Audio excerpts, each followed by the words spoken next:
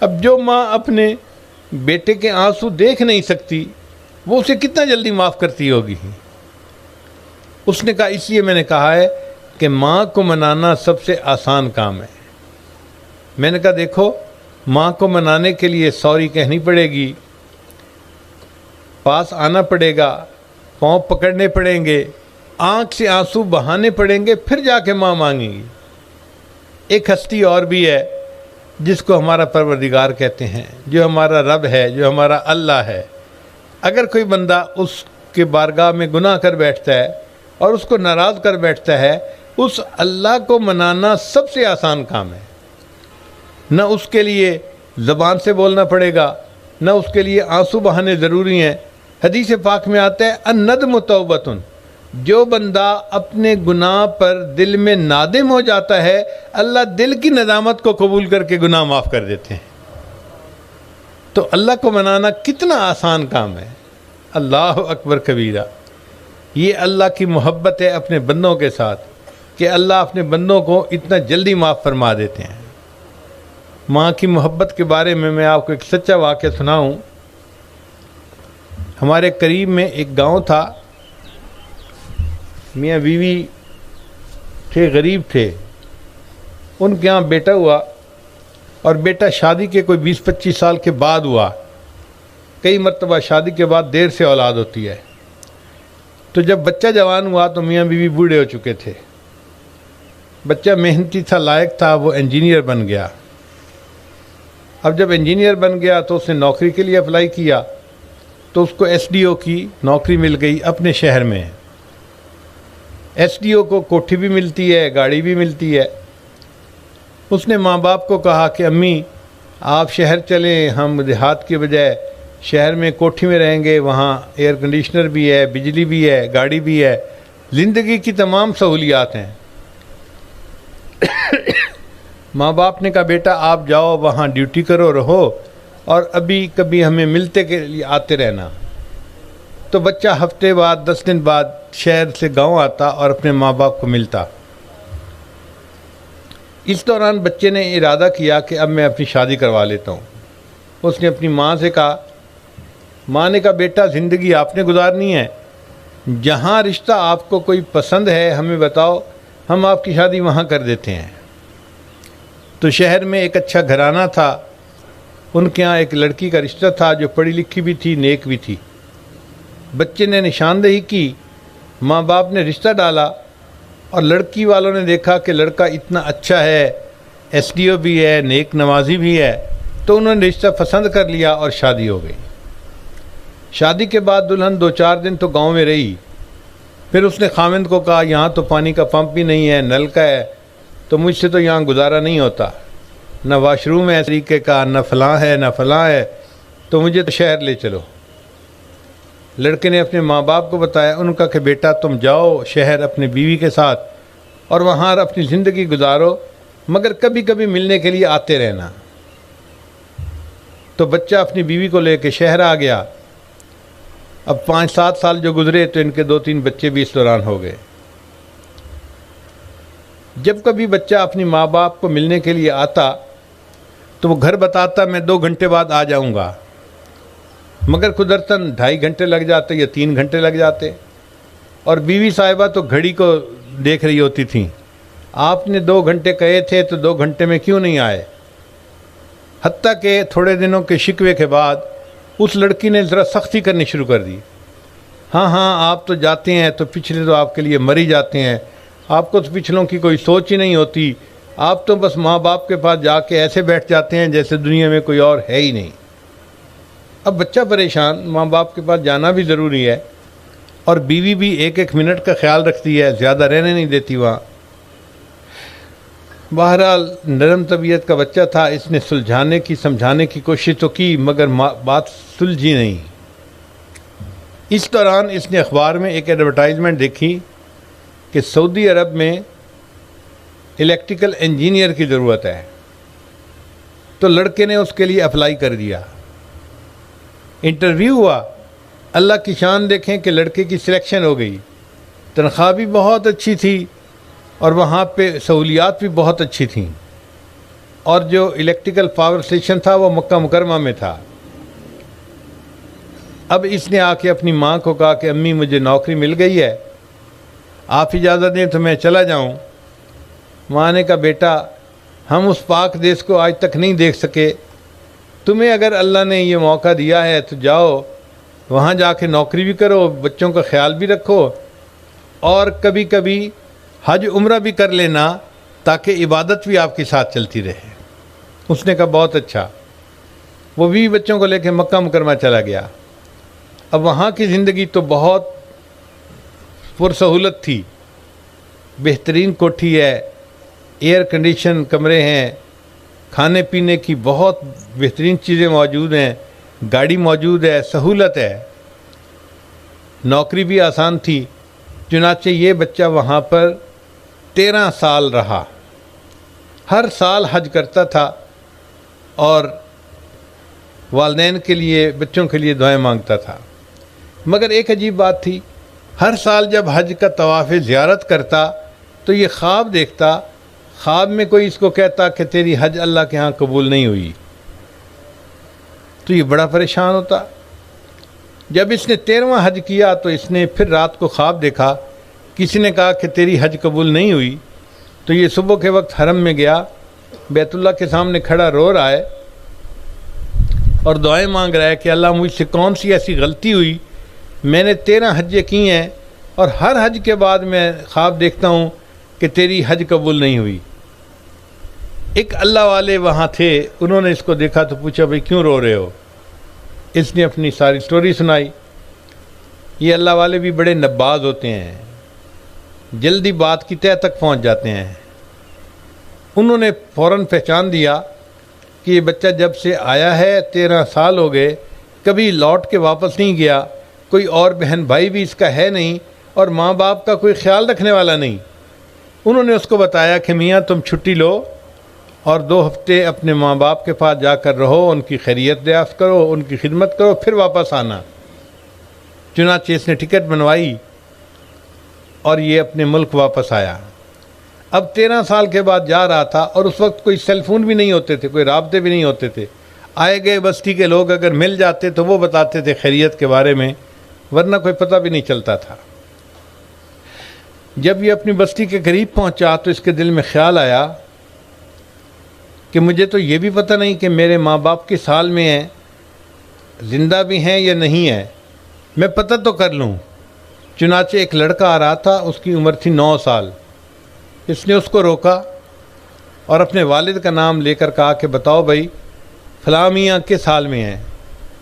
اس نے کہا جی کہ ان کی تو 6 مہینے پہلے وفات ہو گئی اور ان کی بیوی بوڑھی ہے، بیمار ہے، وہ ابھی زندہ ہے، گھر میں ہے، اور ہم نے سنا ہے کہ ان کا ایک بیٹا ہے جو سعودی عرب گیا ہوا ہے نوکری کے لیے، پتہ نہیں وہ کیسا منحوس بیٹا ہے کہ 13 سال میں اس نے اپنے ماں باپ کا پتہ ہی نہیں کیا۔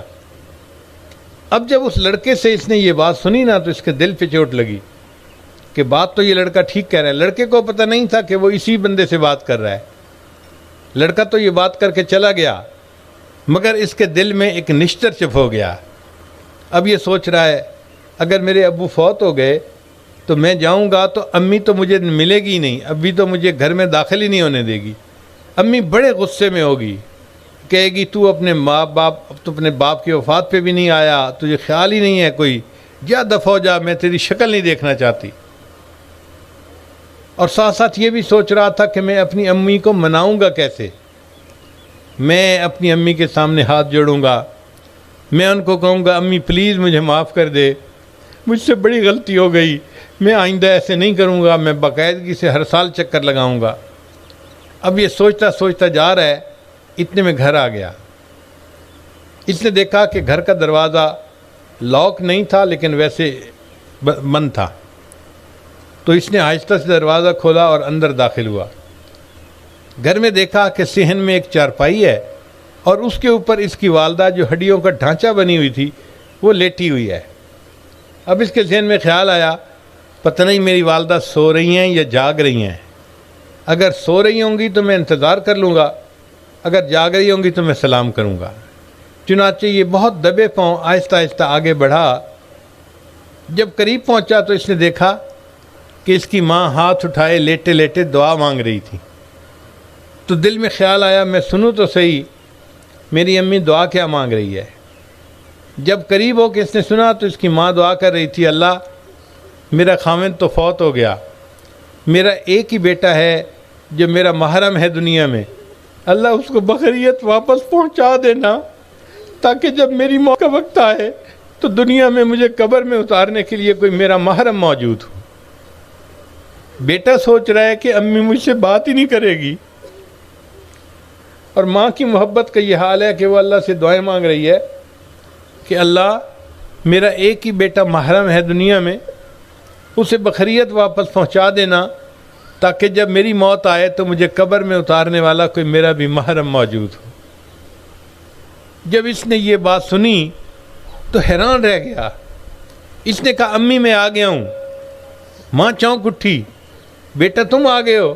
جی امی میں آ گیا ہوں۔ تو ماں نے ہاتھ آگے بڑھایا، بیٹا میری آنکھوں پہ موتیا بند آ گیا ہے، مجھے تمہاری شکل تو نظر نہیں آ سکتی، ذرا قریب ہو جاؤ میں تمہیں بوسہ دوں اور تمہارے جسم کی خوشبو سونگھ لوں۔ ماں کی محبت کا یہ حال ہے کہ 13 سال کے بعد بیٹا آیا ہے اور اس وقت بھی ماں ناراض نہیں ہوتی، کہتی ہے بیٹا میں شکل تو دیکھ نہیں سکتی، ذرا قریب ہو جاؤ میں تمہیں بوسہ دوں اور تمہارے جسم کی خوشبو سونگھ لوں۔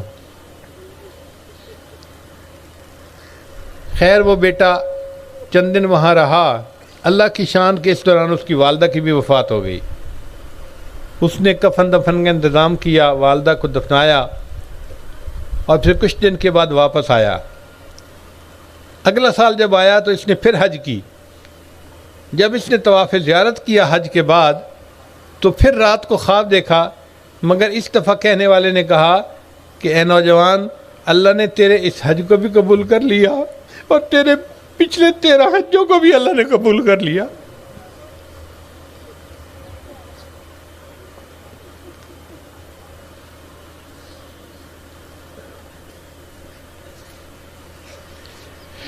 خوش نصیب ہیں وہ بچے اور بچیاں جو اپنے ماں باپ کی خدمت کا موقع پا لیتے ہیں، ورنہ تو بہت مرتبہ ایسا ہوتا ہے کہ بچہ جب چھوٹا ہوتا ہے تو ماں باپ ان کی خدمت کرتے ہیں، اور جب بچہ بڑا ہوتا ہے اور خدمت کے قابل ہوتا ہے تو ماں باپ دنیا سے گزر چکے ہوتے ہیں۔ علامہ اقبال نے اپنی والدہ کے بارے میں کہا، کس کو ہوگا اب وطن میں آہ میرا انتظار، کون میرا خط نہ آنے پر رہے گا بے قرار، خاک مرکت پر تیری لے کر یہ فریاد آؤں گا، اب دعائے نیمے شب میں کس کو میں یاد آؤں گا، عمر بھر تیری محبت میری خدمت گر رہی، میں تیری خدمت کے قابل جب ہوا تو چل بسی۔ اولاد جب ماں باپ کی خدمت کے قابل ہوتی ہے، ماں باپ پھر دنیا سے چلے جاتے ہیں، پھر حسرت اور افسوس کے سوا اور کچھ نہیں ہوتا۔ آسماں تیری لحد پر شبم افشانی کرے، سبزہ نو رستہ اس گھر کی نگہبانی کرے۔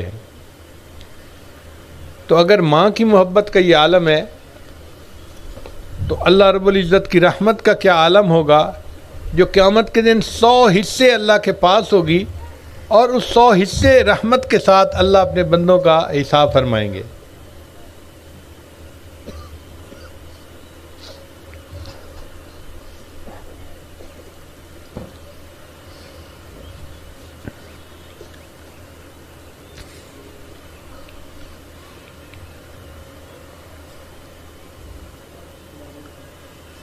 وآخر دعوانا ان الحمد للہ رب العالمین۔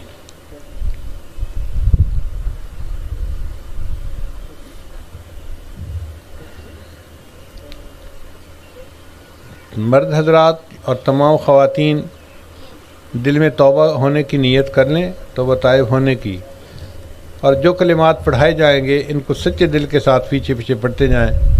پڑھیے بسم اللہ الرحمن الرحیم،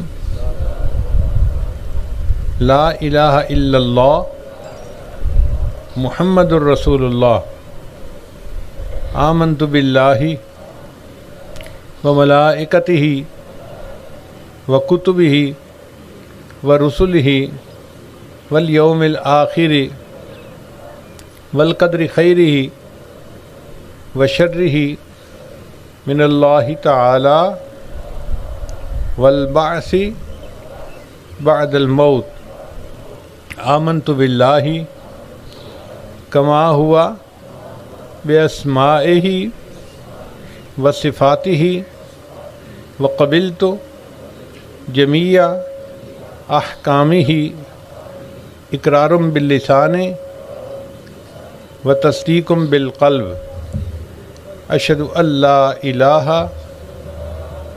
الا اللہ واشہد ان محمدًا عبدہ ورسولہ استغفر اللہ ربی من کل ذنب واتوب الیہ برحمتک یا ارحم الراحمین۔ ان کلمات کو پڑھنے سے ہم تو طائب ہو چکے ہیں، چند معمولات ہیں جن کو باقاعدگی سے کریں گے تو اللہ تعالیٰ دل کو منور کریں گے۔ ان میں پہلا عمل ہے 100 مرتبہ استغفار پڑھنا، استغفر اللہ ربی من کل ذنب واتوب الیہ۔ دوسرا ہے 100 مرتبہ درود شریف پڑھنا، اللہم صلی علی سیدنا محمد وعلی آل سیدنا محمد وبارک وسلم۔ تیسرا ہے قرآن مجید کی تلاوت روزانہ کرنا۔ چوتھا ہے چلتے پھرتے لیٹے بیٹھے ہر وقت دل میں اللہ کو یاد کرنا۔ اور پانچواں ہے مراقبہ کرنا۔ مراقبے کا طریقہ بہت آسان ہے، جب آپ نماز پڑھ کے فارغ ہوں تو تھوڑی دیر اللہ سے لو لگا کے بیٹھے، دنیا کے تمام خیالات کو ذہن سے نکال دیں، ہٹ کٹ جائیں اور اللہ سے اپنی تار جوڑ لیں، اور یہ محسوس کریں کہ اللہ کی رحمت آ رہی ہے، میرے دل میں سما رہی ہے، دل کی ظلمت اور سیاہی دور ہو رہی ہے، اور میرا دل اللہ اللہ اللہ بول رہا ہے۔